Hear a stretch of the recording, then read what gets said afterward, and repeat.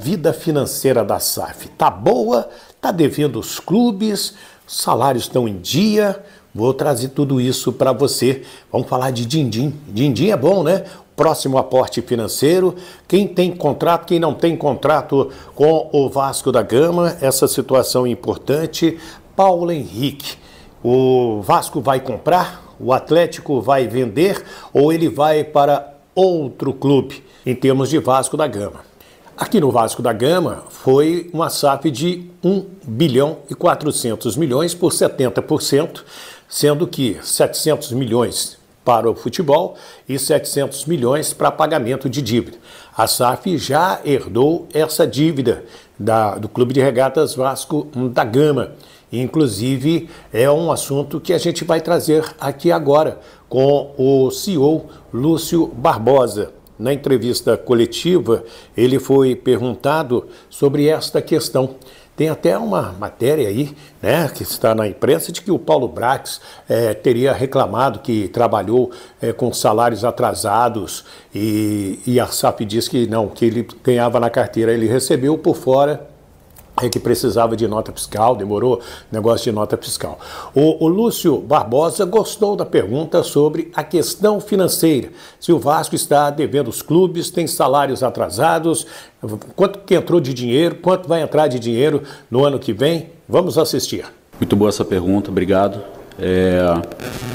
Foi um ano muito desafiador, e não só pela parte financeira, mas pela parte de controles internos, de sistemas, muito complicado de gerenciar do ponto de vista financeiro também, até para você identificar quais são todos os itens.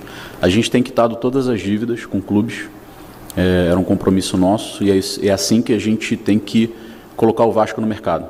É isso que a gente está tentando mudar. É difícil, muito difícil, porque a gente herdou uma dívida, a gente assumiu uma dívida de mais de 700 milhões, que os 700 milhões elas são de dívidas líquidas, então a dívida bruta ela é um pouco maior, então é muita coisa para pagar ao mesmo tempo. Acho que é importante dizer que no último 1 ano e meio a 777 já colocou 310 milhões no Vasco, e novamente ano que vem mais 270, então isso vai nos ajudar a colocar tudo em dia.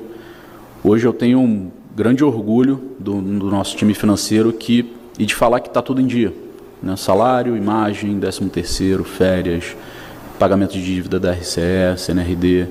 Então é muito complicado tudo isso, pagar tudo isso ao mesmo tempo, com todo o investimento que a gente deveria ter feito e com a necessidade de um investimento maior ali na segunda janela, porque novamente a gente aprendeu, te viu que a gente estava numa situação muito delicada e agradeço a todos os membros do Conselho de Administração por terem entendido o nosso pedido, a nossa situação, terem aprovado nesse investimento maior no futebol na segunda janela.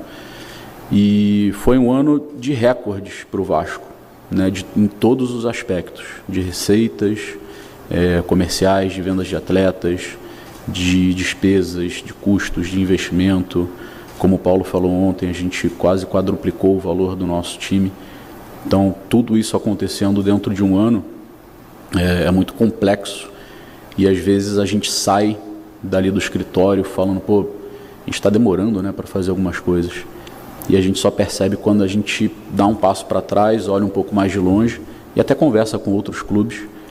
Tudo que a gente fez, na velocidade que a gente fez, a gente só vai enxergar daqui para frente, quando a gente estiver um pouco mais distante do ano de 2023 e olhar para trás e ver tudo que foi feito, a gente vai ver que na verdade foram decisões muito rápidas e a maioria acertada.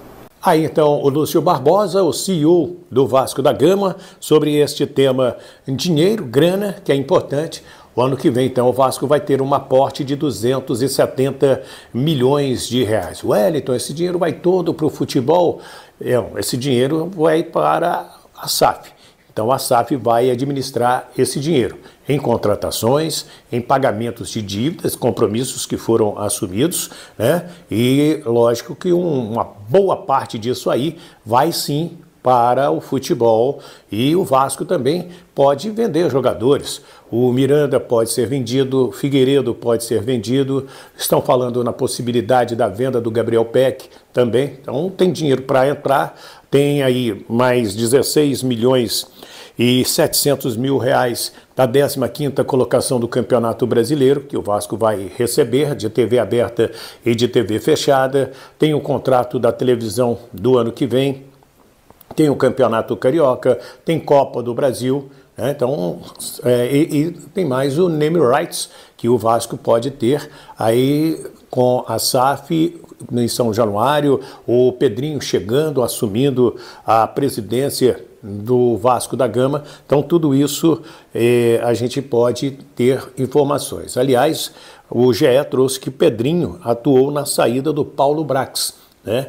Teria se reunido dias antes da última partida com o Bragantino e na quinta-feira após a permanência do Vasco, e teria até sugerido o Rodrigo Caetano para o lugar do Paulo Brax no futebol do Vasco da Gama como diretor executivo. O Vasco tem aí o Campeonato Carioca pela frente, Vasco e Boa Vista, jogo de estreia do Vasco em São Januário no dia 17 de janeiro, e depois o Sampaio Corrêa, dia 20 ou 21 de janeiro, são os 2 primeiros jogos do ano do Vasco.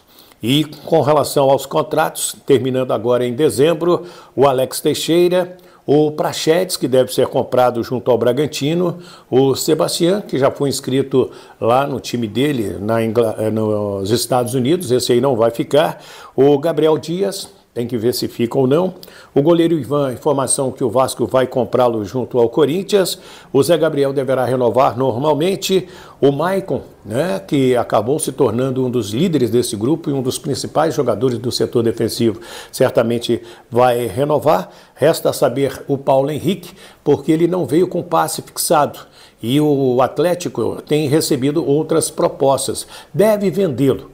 E muita gente gostou do Paulo Henrique, inclusive ele faz a jogada do gol do Serginho que deu a permanência ao Vasco na Série A do Campeonato Brasileiro. Tem a questão do Rossi, né? O Sporting Cristal, o Anderson Moreira teria indicado o Rossi para jogar no futebol peruano e disputar a Libertadores da América, e o zagueiro Robson, entre altos e baixos, dentro de São Januário.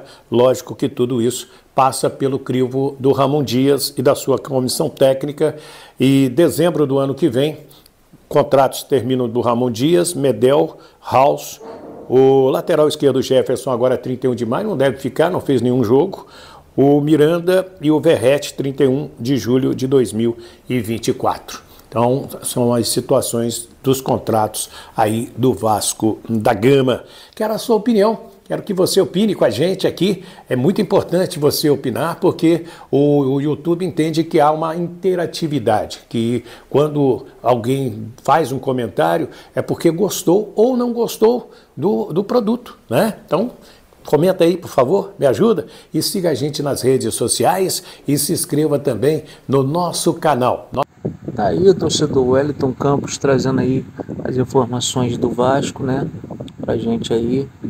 Alguns jogadores que vão renovar, alguns que vão sair, né? Qual desses jogadores aí do atual elenco que você gostaria que permanecesse para o ano de 2024? Qual que você queria a saída? Comenta aí também qual jogador ideal seria bom o Vasco ir buscar no mercado, né? Aí tem algumas opções de alguns times que não vai renovar com alguns jogadores e alguns jogadores sendo dispensados por outros clubes. Qual deles seria ideal o Vasco tentar aí, trazer para fortalecer o elenco para disputar o Campeonato Brasileiro, Carioca, Copa do Brasil no ano de 2024, né? E não fazer campanha ruim, como vem acontecendo aí nos últimos anos, né? Brigando para não cair. O Vasco precisa se reforçar e reforçar certo, né? Contratar jogadores bons para deixar o elenco em alto nível, né?